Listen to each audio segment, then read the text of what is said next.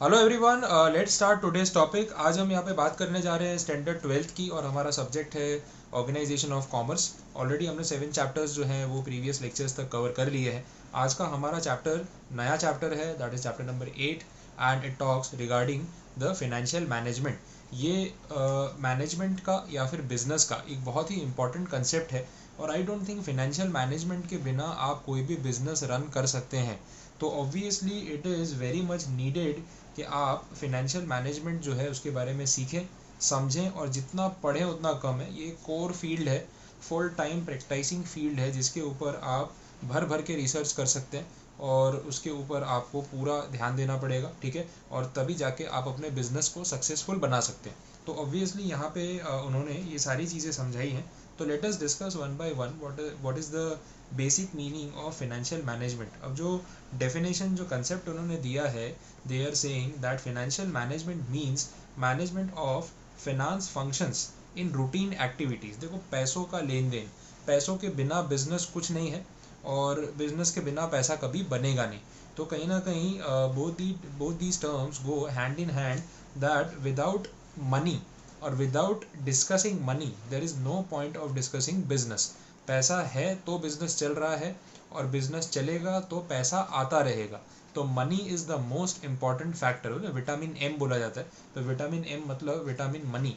So it is the most important thing. और पैसे के अलावा बिजनेस में रखा ही क्या है? Ultimate goal is money, ultimate goal is profit maximisation, ultimate goal is wealth creation and wealth maximisation. तो that is the basic concept, उसी पे हम यहाँ पे बात करने जा रहे हैं। तो फाइनेंशियल मैनेजमेंट के बारे में उन्होंने ये बोला कि रूटीन एक्टिविटीज़ में जो भी ऐसे काम है, जो भी ऐसे फंक्शंस है जिनमें पैसों का लेन देन है या पैसों से रिलेट करने वाली एक्टिविटीज़ हैं, तो उन सबको हम फिनेंशियल फंक्शंस, और उन सबको मैनेज करना उसको हम फिनेंशियल मैनेजमेंट बोल सकते हैं। जैसे आगे बता रहे हैं, it includes all aspects of financial activities of business. Management takes decisions related to finance and executes them. मतलब पैसों के बारे में डिसीजंस लेना और उसको एग्जीक्यूट करना। देखो, पैसों के बारे में डिसीजंस बहुत सारे स्टेजेस पे बिजनेस में लेने पड़ते हैं। कुछ बेसिक पॉइंट्स मैं आपको बताता हूँ। जब हम एक कंपनी शुरू करने जा रहे हैं तभी से ये काम शुरू हो जाता है, right from the first step, ठीक है। मतलब पैसा कहाँ से आएगा? अगर आज मैं एक बिजनेस स्टार्ट करना चाहता हूँ तो उसके लिए बहुत सारा पैसा लगता है। पैसा लाऊंगा कहाँ से? उसके लिए अलग अलग रिसोर्सेज मार्केट में अवेलेबल हैं, और वो रिसोर्सेज के बारे में जब आप कैलकुलेशन कर रहे हो, इवैल्यूएशन कर रहे हो, प्लानिंग कर रहे हो, तो आप जो कर रहे हो ना, that is called financial planning और फिनेंशियल मैनेजमेंट। मतलब पैसा कहाँ से आएगा, कितना आएगा, किससे कितना लेना है, उसको कितना इंटरेस्ट पे करना है, अगर शेयर्स ऑफर कर रहे हैं तो डिविडेंड कितना देंगे, कितनी एक्सपेक्टेशन हम उनको बता सकते हैं कि इतना हम रिटर्न जनरेट करेंगे, everything. So, whatever you are planning regarding raising money or investing money or earning money, all that is financial management। ठीक है, यहाँ तक तो आपको समझ आया होगा। आगे कुछ डेफिनेशंस यहाँ पे दे रखी है, वो डेफिनेशंस देख लेते हैं। सबसे पहले डेफिनेशन है, इट इज़ बाय F.W. पेश। In the modern economy based on the utilization of funds, financial management means acquiring required funds at required time। ये ऐसा बोल रहे हैं कि आज मॉडर्न इकोनॉमी में पैसों के यूटिलाइजेशन के टर्म्स में अगर बात की जाए तो रिक्वायर्ड फंड्स अगर रिक्वायर्ड टाइम पे मिल जाए, ज़रूरत के समय ज़रूरत जितना पैसा मिल जाए, दैट इज़ फिनेंशियल मैनेजमेंट। और क्या, इससे अच्छी बात क्या हो सकती है कि आपको शॉपिंग करनी है और आपका बजट है 10,000 रुपये का और कहीं से 10,000 रुपये आपने जुगाड़ लिए, ठीक है। तो वो जो जुगाड़ आपने कर लिया वो फिनेंशियल मैनेजमेंट है। अब आपने मम्मी को पटाया, पापा को पटाया, आपने कोई पिगी बैंक तोड़ के उसमें से पैसे निकाले, या बड़े भाई बहन से उधार ले लिए, या दोस्त से उधार ले लिए, जो कुछ भी आपने किया वो फिनेंशियल मैनेजमेंट है। अब सामने वाले के लिए वो बैड डेट है, वो अलग रीज़न है, क्योंकि वो पैसे आपको भी लौटाने की नीयत तो रखते नहीं। आगे रेमंड चेम्बर्स, ये इनकी क्या डेफिनेशन है? Financial management means to take decisions about financial matters, to implement them smoothly and to review them. ठीक है, तो ये भी उन्होंने क्लियर कर दिया कि फिनेंशियल डिसीजंस को या फिनेंशियल मैटर्स में डिसीजंस को बहुत ही ध्यान से सोच समझ के लेना और उनको स्मूथली इम्प्लीमेंट करना, और फिर उनको रिव्यू करते रहना कि आपने जो प्लान किया था वो हो रहा है या नहीं हो रहा है। ठीक है, next professor M Kimball, financial management means acquisition of funds, its optimum use and its appropriate allocation। पहले तो पैसा इकट्ठा करो, उसका बेस्ट यूज़ करो और कहाँ कौन से डिपार्टमेंट में किस एस्पेक्ट पे कितना पैसा खर्च करना है उसको अच्छे से अलोकेट कर लो। जैसे कंपनी में होता है रिसर्च होती है, प्रोडक्ट का डेवलपमेंट होता है, एडवर्टीजमेंट, मार्केटिंग, ये सब चीज़ें होती है, प्रोडक्शन होता है। तो हर चीज़ का एक बजट होता है कि भाई इतना पैसा हमारे हाथ में है, हम मार्केटिंग पे इतना खर्च कर सकते हैं, हम रिसर्च पे इतना खर्च कर सकते हैं, इससे ज़्यादा नहीं। वो मैनेजमेंट है। आप जैसे घूमने फिरने जाते हो तो एक बजट बनाते हो कि यार हमारे पास इस बार 50,000 रुपीज़ का बजट है। अब 50,000 रुपीज़ में हम कहाँ कहाँ घूमने जा सकते हैं पहले तो ये देख ले। फिर उस 50,000 में से हम ट्रैवलिंग पे ज़्यादा से ज़्यादा 40%, 30% या 50% तक स्पेंड कर सकते हैं। तो भाई इसमें ट्रेन की टिकट आएगी या फ़्लाइट की टिकट अफोर्ड कर पाएंगे या बाई कार जाना पड़ेगा, क्या होगा, तो वो हम देखते हैं। होटल्स फिर हम उस हिसाब से 3 star, 2 star, 4 star, 5 star select करते हैं और उस बेसिस पे हम जो घूमने फिरने की जगह है, जो टूरिस्ट स्पॉट्स हैं, वो कौन से इंक्लूड करने कौन से नहीं, वो डिसाइड करते हैं। तो ये आप और कुछ नहीं कर रहे हो, ये आप फिनेंशियल मैनेजमेंट ही कर रहे हो और पैसों का ध्यान रखते हुए ही आप अपना टूर जो है पूरा सेट कर रहे हो। तो ये कहीं ना कहीं इसमें भी फिनेंस का जो है पॉइंट छुपा हुआ है और ये चीज़ें ऑर्डिनरी इंसान भी करता है। तो उसके लिए कोई बहुत बड़ा आपको चार्टर्ड अकाउंटेंट या फिनेंशियल मैनेजमेंट में एक्सपर्ट होने की ज़रूरत नहीं है। तो इन सब ने जो कुछ भी बताया उससे क्या उभर के आता है, क्या कैरेक्टरिस्टिक्स पता चलते हैं, लेट अस सी। सिंपल है बहुत, हेड पॉइंट्स पे आपको अगेन फोकस करना है। हेड पॉइंट्स को सोचे समझे देखे बिना आप यहाँ पे आगे नहीं बढ़ सकते। ब्रांच ऑफ मैनेजमेंट की हम बात कर रहे हैं, ठीक है। ब्रांच ऑफ मैनेजमेंट जो यहाँ पे बोला है कैरेक्टरिस्टिक्स, तो इसमें सबसे पहले तो यही बता दिया कि फिनेंशियल मैनेजमेंट भी एक मैनेजमेंट की ब्रांच है और कुछ नहीं है। वाइड स्कोप में उन्होंने सिर्फ इतना बोला है सिंपली कि फिनेंशियल मैनेजमेंट का जो इम्पैक्ट है, जो उसका असर है, ठीक है, वो असर बहुत वाइड रेंज तक फैला हुआ है और इसका असर बिजनेस के भी बहुत सारे डिपार्टमेंट्स पे पड़ता है और बहुत सारी प्लानिंग पे पड़ता है। जैसे इन्होंने यहाँ पे बोला है कि भाई पैसों की जब ज़रूरत होती है, पैसों को जब आपको इकट्ठा करना होता है, उसका बेस्ट यूज़ करना होता है, उसको प्रॉपरली अलोकेट करना होता है, पैसों के रिगार्डिंग प्लानिंग करनी पड़ती है कि हम कहाँ कितना पैसा खर्च करेंगे और कंट्रोलिंग हम कैसे करेंगे। तो ये सारी चीज़ें जो हैं ये आपको एक बोलते हैं बेनिफिट प्रोवाइड करती हैं और कहीं ना कहीं फाइनेंशियल मैनेजमेंट के बेसिस पे ही आप अपना एक बिज़नेस सक्सेसफुल कर सकते हैं। तो इसका असर बहुत दूर तक जाता है, ठीक है, ऐसे बोला हुआ है। मैनेजरियल डिसीजंस, मैनेजमेंट जो भी अलग अलग डिसीजंस लेता है, प्रोडक्शन कितना करना है, सेल्स टारगेट क्या होना चाहिए, मिनिमम मैक्सिमम हम कहाँ तक जा सकते हैं, रिसर्च डेवलपमेंट पे कितना खर्चा करें, ये सब कुछ फाइनेंशियल मैनेजमेंट पे ही बेस्ड है। पैसों के हिसाब के बिना ये सारी चीज़ें डिसाइड नहीं हो सकती। रिलेशन विद फिनेंशियल डिसीजंस, ठीक है। फाइनेंशियल डिसीजंस अगेन वही हो गया कि भाई investment, capital structure, dividend policy. अब देखो यहाँ पर शॉर्ट में बोल दिया है, ये चीज़ आगे के टॉपिक में डिटेल में डिस्कस होने वाली, तो मैं इसको यहाँ से ज़्यादा डिटेल में नहीं लेके जा रहा हूँ। Then goal of maximization of owners economic welfare. Obviously अगर हम बिजनेस करते हैं, उसमें पैसा लगाते हैं, तो क्या टारगेट होता है, तो दो टारगेट की बात की है, एक प्रॉफिट को मैक्सिमाइज करना और दूसरा वेल्थ को मैक्सिमाइज करना। दोनों में फ़र्क है। प्रॉफिट मतलब year two year, short term, कि हर साल जो हम कमाते हैं वो कमाई मैक्सिमम होनी चाहिए, ठीक है। और हर साल आप मैक्सिमम कमाई करते जाओगे और उसमें से अपने शेयर होल्डर्स, अपने बैंक वालों को लोन रीपेमेंट, इंटरेस्ट पेमेंट, वो सब करते जाओगे, उसके बाद भी तो पैसा बचेगा। तो वो जो आपका पैसा है ना, that is creating your wealth, ठीक है। अब जैसे अगर मैंने बिज़नेस स्टार्ट किया है 2010 में, तो अब जैसे मैं अपना एग्जांपल ले रहा हूँ, मैंने 2011 में पढ़ाना शुरू किया और 2011 में जब मैंने पढ़ाना शुरू किया तब मेरे पास कम स्टूडेंट्स थे, कम फीस चार्ज कर रहा था और जो अमाउंट है रेवेन्यू है कम कलेक्ट हो रहा था और ख़र्चा भी मिनिमम था। जैसे जैसे बिज़नेस आगे बढ़ता गया तो चीज़ों में फ़र्क आया, ठीक है। अब डिफरेंस क्या क्रिएट हुआ, स्टूडेंट्स बढ़ते गए तो मेरा रेवेन्यू बढ़ता गया, ठीक है। फ़ी स्ट्रक्चर नॉमिनली इंक्रीज़ वो भी होता गया, इन्फ्लेशन के साथ साथ ज़रूरी है। एक्सपेंडिचर्स भी थोड़े रेशियो में इंक्रीज़ हुए तो उस हिसाब से रेवेन्यू भी इंक्रीज़ हुआ। लेकिन हर साल मेरे सारे एक्सपेंस निकालने के बाद एक प्रॉफिट बचता था। वो प्रॉफिट मैं किसी को बांट थोड़ी देता हूँ, वो वापस मैं कहीं ना कहीं इन्वेस्ट करता हूँ। तो धीरे धीरे वो प्रॉफिट ऐड ऑन होता गया और आज after 10 years I have some good amount of money. वो जो मेरी सेविंग्स है, जो मेरा रिजर्व्स हैं, जो मेरे इन्वेस्टमेंट्स हैं, तो उसने मुझे क्या क्रिएट करके दिया, उसने मुझे वेल्थ क्रिएट करके दी। अब आज भी अगर मैं अपनी इसी साल की इनकम के ऊपर ही डिपेंड करूँ और मेरे पास पिछले 9 साल का कुछ भी अगर नहीं है, तो फिर वेल्थ कहाँ क्रिएट हुई? पैसा तो सारा खत्म हो गया। वो खत्म नहीं होना चाहिए, वो कहीं ना कहीं इन्वेस्ट होना चाहिए, कहीं ना कहीं ग्रो होना चाहिए। That is called wealth optimization. तो ये भी हम आगे डिटेल में अभी डिस्कस करने वाले हैं, नो डाउट ये पॉइंट भी आगे आने वाला है। तो अभी के लिए इतना इनफ है। की पोजीशन, ऑब्वियसली फाइनेंशियल मैनेजमेंट जो है ये एक ऐसी मैनेजरियल एक्टिविटी है जो बहुत ही ज़्यादा इम्पॉर्टेंट है। और जब बिजनेस यूनिट का एक ऑर्गेनाइजेशन स्ट्रक्चर डिसाइड होता है, top level, middle level, lower level, वहाँ पे ये पॉइंट बहुत ज़्यादा काम करता है कि पोजीशंस जो हैं वो बहुत ज़्यादा काम करती हैं। ठीक है, ये ध्यान रख के आपको चलना है। Relation with other areas of management, let us see. ये तो ऑब्वियसली होगा कि भाई फाइनेंशियल मैनेजमेंट मतलब पैसों की बात, वो सेल्स पे भी इफेक्ट डालेगा, प्रोडक्शन पे भी इफेक्ट डालेगा, रिसर्च पे भी, डेवलपमेंट पे भी, जैसा हम ऊपर देख रहे थे, और एम्प्लॉयज़ कितने रखने हैं, स्टाफ सैलरी हम कितनी अफोर्ड कर सकते हैं। तो फाइनेंस हर जगह है, हर डिपार्टमेंट में है।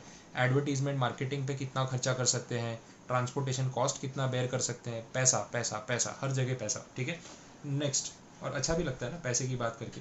Division into two parts. अब यहाँ पे इन्होंने बोला है कि फाइनेंशियल मैनेजमेंट को आप दो पार्ट में बांटो, एक लॉन्ग टर्म सोचो, एक शॉर्ट टर्म सोचो। Long term in the sense more than 1 year, 2 year, 3 year, 4 year, 5 year, के 5 साल के लिए सोच रहे हो, 10 साल के लिए सोच रहे हो। तो जैसे होता है ना, कंपनी बैंक से लोन लेती है, तो टर्म लोन है 5 साल का, तो 5 साल के बाद या 5 साल में हम रीपे करेंगे, तो 5 ईयर्स के लिए हमें लोन चाहिए। कंपनी डिबेंचर्स इशू करती है, डिबेंचर्स इशू करके बोलती है कि भाई 10 साल के लिए हमें आपसे पैसा चाहिए, उसके बाद हम वापस कर देंगे। तो ये लॉन्ग टर्म सोच हो गई ना, तो इसको बोलते हैं हम it is a financial management of long term fixed capital. ठीक है, और उसके साथ साथ वर्किंग कैपिटल भी होती है, बिजनेस चलता रहे और उसके लिए भी हमें हाथ में कुछ पैसा चाहिए। ठीक है, जैसे लोगों से हम गुड्स उधार पे लेते हैं, लोगों को हम गुड्स उधार पे बेचते हैं, तो कहीं ना कहीं टाइमिंग डिफरेंट होती है। मुझे गुड्स उधार पे मिलते हैं तो मुझे क्रेडिट मिलता है 15 दिन का, बट जब मैं आगे कस्टमर को गुड्स बेचता हूँ तो मुझे उसको क्रेडिट देना पड़ता है 45 डेज़ का। तो बीच में 30 दिन के लिए मेरे पास पैसा ही नहीं होगा, तो मैं बिजनेस कैसे करूँगा? क्यों? चुकाना पहले है, आने वाला बाद में है। समझ में आ रहा है? तो वो जो गैप है ना, वो गैप में मुझे सर्वाइव करना है, उसके लिए मुझे चाहिए वर्किंग कैपिटल, और उसका मैनेजमेंट अलग से होता है। तो उसकी पूरी ट्रिक्स अलग है, उसकी पूरी सोच अलग है। ठीक है, आगे बढ़े, नेक्स्ट देखते हैं। तो ये आपका एक आंसर हो गया कैरेक्टरिस्टिक्स वाला, जिसमें 8 पॉइंट्स थे। अब उसमें से उनको 8 पॉइंट्स पूछने हैं या लिमिटेड पूछने हैं, वो उनकी मर्जी। तो आप ध्यान रखना, fixed investment, machinery, plant, building, office, factory, वो सब परमानेंट, और वर्किंग कैपिटल मतलब डे टू डे एक्सपेंसेस के लिए जो नेसेसरी है वो। Next point, objectives of financial management. अब यहाँ पे आपको ये पूछा जाए कि भाई फाइनेंशियल मैनेजमेंट के क्या ऑब्जेक्टिव्स हैं, तो 2 ऑब्जेक्टिव्स होते हैं। इकोनॉमिक मैक्सिमाइजेशन, जो ऊपर भी देख रहे थे, मैंने आपको बोला है पॉइंट बाद में आएगा, ये टॉपिक यहाँ पे आ चुका। इसमें पहला पॉइंट है ऑब्जेक्टिव ऑफ प्रॉफिट मैक्सिमाइजेशन, और दूसरा है ऑब्जेक्टिव ऑफ वेल्थ मैक्सिमाइजेशन। मैंने आपको ऑलरेडी ये चीज़ समझा दी कि हर साल ज़्यादा से ज़्यादा प्रॉफिट हम कमाने की कोशिश करें, ये ध्यान दिया जाता है। तो कंपनी ज़्यादा प्रॉफिट कमाएगी तो इन्वेस्टर्स को भी ज़्यादा से ज़्यादा डिविडेंड दे पाएगी। तो वो लोग यही कोशिश करते हैं कि हम प्रॉफिट्स ज़्यादा से ज़्यादा कमाएं, और डिविडेंड की जो पॉलिसी है वो भी उस हिसाब से रखें। तो पर शेयर होल्डर अगर हम ज़्यादा से ज़्यादा कमाई करेंगे तो उसमें से ज़्यादा हिस्सा हम शेयर होल्डर्स के साथ भी बांट पाएंगे, तो सबके लिए अच्छा होगा। वेल्थ मैक्सिमाइजेशन वही है कि आपकी इंटरेस्ट कॉस्ट और आपकी कंपनी का डिविडेंड कॉस्ट, जो शेयर होल्डर्स को देना पड़ता है डिविडेंड, और जो बैंक लोन्स पे और डिवेंचर्स पे देना पड़ता है इंटरेस्ट आउटसाइड लायबिलिटीज़ पे, वो चुकाने के बाद जो कंपनी के हाथ में बचता है, जो किसी को चुकाना नहीं है, सरप्लस, दैट क्रिएट्स वेल्थ, क्योंकि वही फिर वापस बिजनेस में इन्वेस्ट होता है और वो वापस और प्रॉफिट अगेन बढ़ा के देता है। तो इन्वेस्टमेंट, उससे आया प्रॉफिट, उस प्रॉफिट को भी इन्वेस्ट किया, फिर उससे भी आया प्रॉफिट, तो प्रॉफिट पे प्रॉफिट, कंपाउंडिंग इफेक्ट, इसलिए बिजनेस बहुत जल्दी ग्रो करता है। तो ऐसा होता है। तो कहीं ना कहीं ये 2 ऑब्जेक्टिव्स जो हैं आपके, वो ध्यान में रख के चलने, that is of the profit maximization and the second one is of wealth maximization. बाकी आपकी कोई क्वेरी है तो आप पूछ सकते हैं। ये जो इन्होंने यहाँ बोला है नेट प्रेजेंट वैल्यू, ये क्या होता है? मतलब ऐसा है कि प्रेजेंट वैल्यू निकालने का मतलब जितना भी कैश इनफ्लो आपके पास आया, जितना पैसा आया, उसमें से एक तो ब्याज चुका दो, इंटरेस्ट, और डिविडेंड चुका दो शेयर होल्डर्स को, उसके बाद जो बचता है वो उसकी आज की वैल्यू है, आपके इनफ्लो की। और आपने इनिशियली जो इन्वेस्टमेंट लगाया बिजनेस में वो हटा दो। जो लास्ट में आपके पास पैसा बच गया सबको चुकाने के बाद, वो है कंपनी की नेट प्रेजेंट वैल्यू, जिसको हम बोल सकते हैं सरप्लस ठीक है, ये ध्यान रखना है। आगे बढ़ते हैं नेक्स्ट टॉपिक पे। हाँ, अब देखते हैं importance of the financial management. अब कहीं ना कहीं टर्म्स में आपको रिपीटेशन भी मिल सकता है, हेड पॉइंट से क्लैरिटी आती जाएगी। फिनेंशियल मैनेजमेंट क्यों इतना इम्पोर्टेंट है, तो सबसे पहले यहाँ पे ये बता रहे हैं estimation of the financial needs, कितना पैसा लगेगा, तो वो कैसे पता चलेगा। फिनेंशियल मैनेजमेंट करने का एक बेनिफिट या एक इम्पोर्टेंस है कि आपको पैसों की कितनी ज़रूरत है किस प्रोजेक्ट के लिए, उसका एनालिसिस अगर आप कर रहे हो then you are doing financial planning management. और वही एक उसकी इंपॉर्टेंस बताता है कि इसलिए ज़रूरी है ताकि शुरुआत में आपको ये समझ में आ जाए कि सपोज़ मुझे केमिकल प्लांट लगाना है तो उसमें मुझे 5 करोड़ की ज़रूरत है, तो मैं बोरो भी 5 करोड़ ही करूँ ना। मैंने 10 करोड़ बोरो कर लिया तो डबल इंटरेस्ट पे किए जा रहा हूँ। अगर मैंने 2 करोड़ बोरो किया तो शॉर्ट पड़ जाएगा, सारा प्रोसेसिंग और करना पड़ेगा। तो आप जब तक अपनी ज़रूरत क्लियर नहीं करते हो तब तक कहीं ना कहीं क्लैरिटी नहीं आती। इसके बाद बात हो रही है अक्वायरिंग द फिनांस, पैसा कहाँ से जुटाना है मिनिमम कॉस्ट पे। अब जैसे मुझे अगर होम लोन लेना है या मुझे कार लोन लेना है तो मैं पहले क्या करूँगा, सारी बैंक्स में जाके पूछूंगा कि भाई ICICI बैंक कितने रुपए या कितने परसेंटेज पे कार लोन दे रही है। तो दे सेड कि भाई सर 9.5%, या अभी तो रेट कम है, दे सेड 8.5%। और फिर मैं गया HDFC बैंक में, उन्होंने बोला सर 8.4%। मैं SBI में गया, उन्होंने बोला सर स्कीम चल रही है 8.1%। मैंने बोला दे दे, डन कर दे, इससे नीचे तो कहीं पे मुझे मिल ही नहीं रहा है। तो जहाँ से मुझे सस्ता फाइनेंस मिलेगा ऑब्वियसली मैं वहीं पे पहले जाऊँगा। ये कॉमन सेंस और एकदम बेसिक बात है, ठीक है।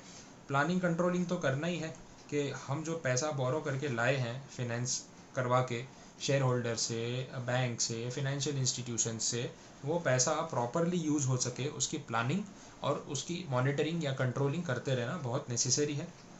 डिस्ट्रीब्यूशन ऑफ फाइनेंस, अब जैसे रिलायंस इंडस्ट्रीज़ ने शेयर्स इशू करके 50,000 करोड़ रुपए बोरो किए लोगों से, अपने शेयर होल्डर से मांगे। अब वो 50,000 करोड़ को खर्च कहाँ करना है, तो उनको जियो का प्लेटफॉर्म जो है उसको एक्सपेंड करना है या फिर रिलायंस रिटेल को एक्सपेंड करना है। अब उसके लिए उसमें कितने सारे डिपार्टमेंट्स होंगे रिलायंस रिटेल में, ट्रेडिंग के लिए मतलब स्टोरेज डिपार्टमेंट होगा, उसका इन्वेंट्री डिपार्टमेंट होगा, या फिर आप बोल लो कि उसका लॉजिस्टिक ट्रांसपोर्टेशन डिपार्टमेंट होगा, उसका मार्केटिंग डिपार्टमेंट होगा। जियो मार्ट आ गया तो उसका ऑनलाइन डिपार्टमेंट होगा ई कॉमर्स प्लेटफॉर्म का। तो कौन से डिपार्टमेंट को चलाने के लिए कितने पैसों की ज़रूरत है, वो सारी चीज़ें आपको यहाँ से पता चलेंगी, ठीक है। फिर नेक्स्ट इसके बाद मेंटेनिंग द लिक्विडिटी। देखो लिक्विडिटी आज के टाइम में सबसे बड़ा प्रॉब्लम हो गया कंपनीज़ के लिए। जैसे लॉकडाउन में हमने देखा, कोरोना में हमने देखा कि भाई कंपनीज़ का पैसा भी तो प्रोजेक्ट्स में इन्वेस्टेड होता है, फैक्ट्रीज़ में, प्लांट्स में, मशीनरीज़ में इन्वेस्टेड होता है। तो लिक्विडिटी को मेंटेन करना बहुत ही ज़्यादा डिफ़िकल्ट हो जाता है, ये आपको ध्यान में रख के चलना है, ये इन्होंने बोला हुआ है।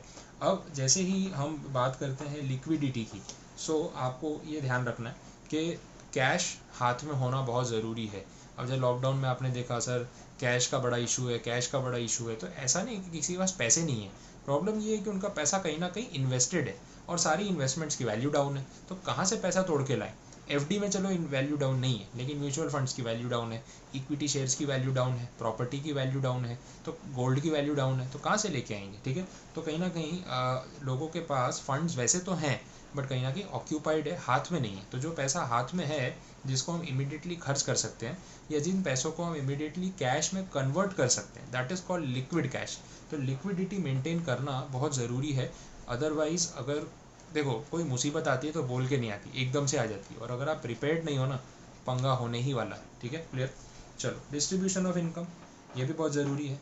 कंपनी जितना प्रॉफिट कमाती है उसका कितना हिस्सा वो खुद के पास रखे और कितना हिस्सा शेयर होल्डर्स मतलब रियल ओनर्स को डिविडेंड के नाम पे बांटे, that is called the dividend policy of the company.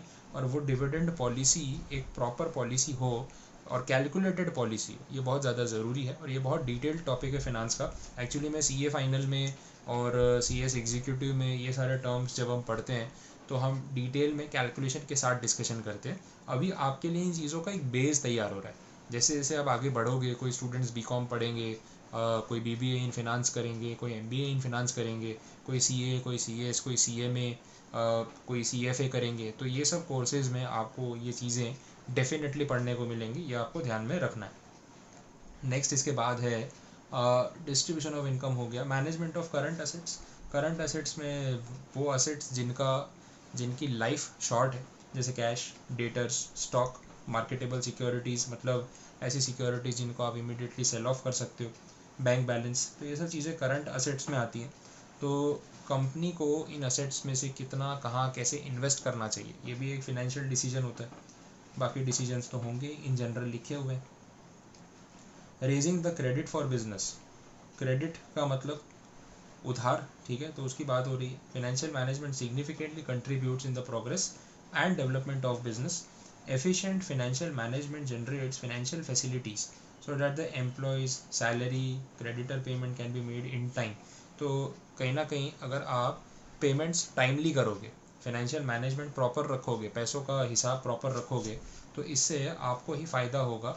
आपकी क्रेडिबिलिटी मार्केट में इंप्रूव होगी कि यार इसका पैसा टाइम पे आता है, इसको उधार देना भी पड़े तो टेंशन नहीं है, जेन्यून पार्टी है।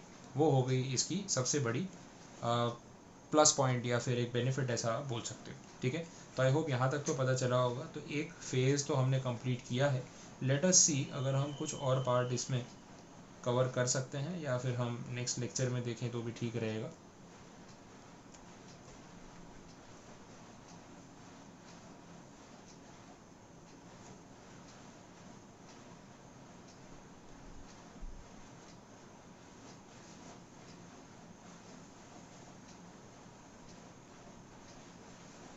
ठीक है, तो हम एक टॉपिक ले सकते हैं यहाँ पे, कोई प्रॉब्लम नहीं आएगी।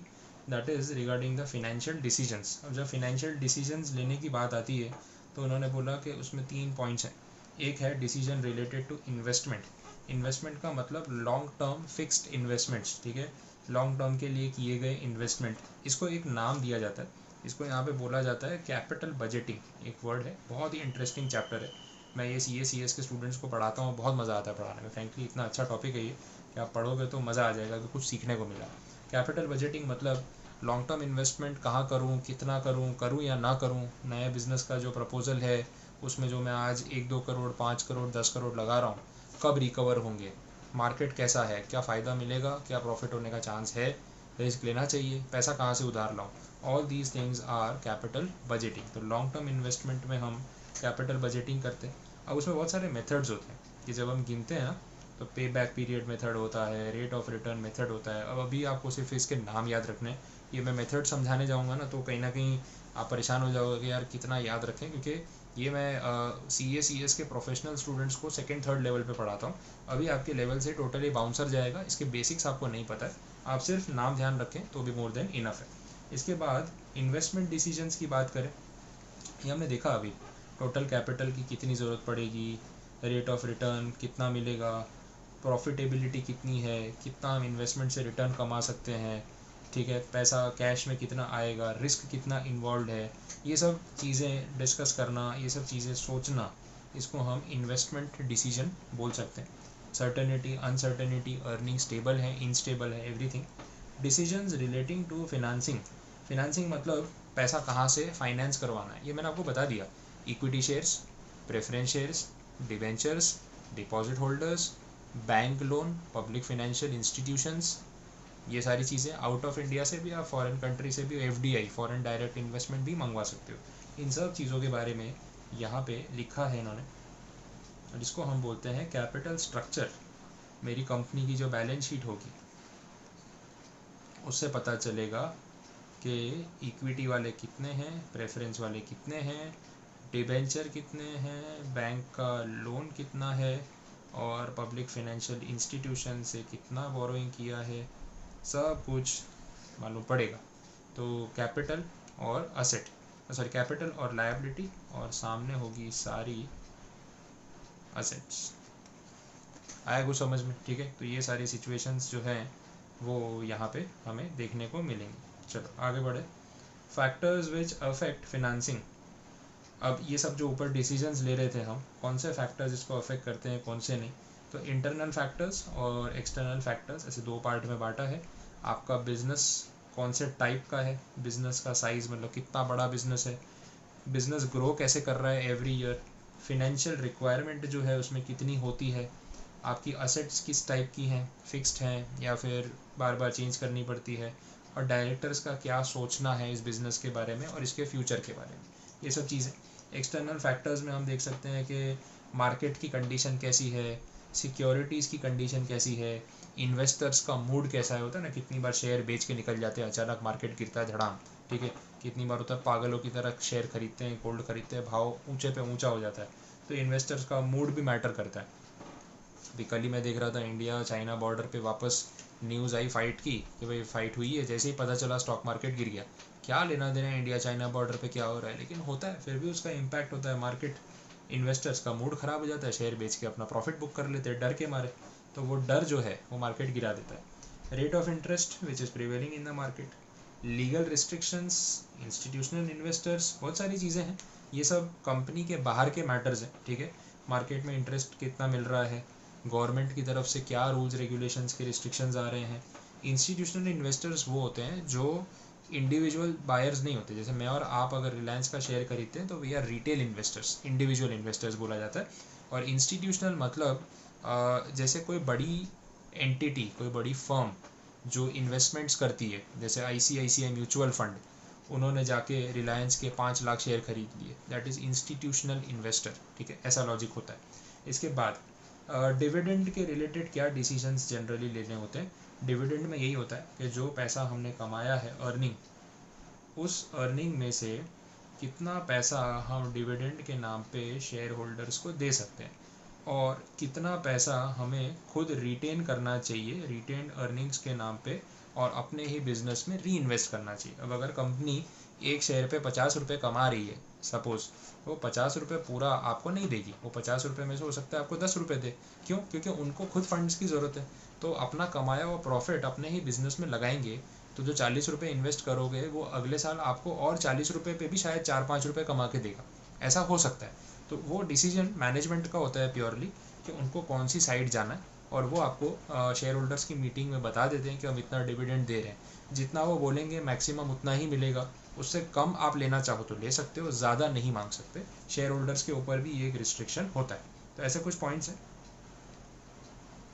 Factors which affect the dividend, okay, कितना प्रॉफिट डिविजिबल है इस साल, कितना दे सकते हैं, तो ऑब्वियस है।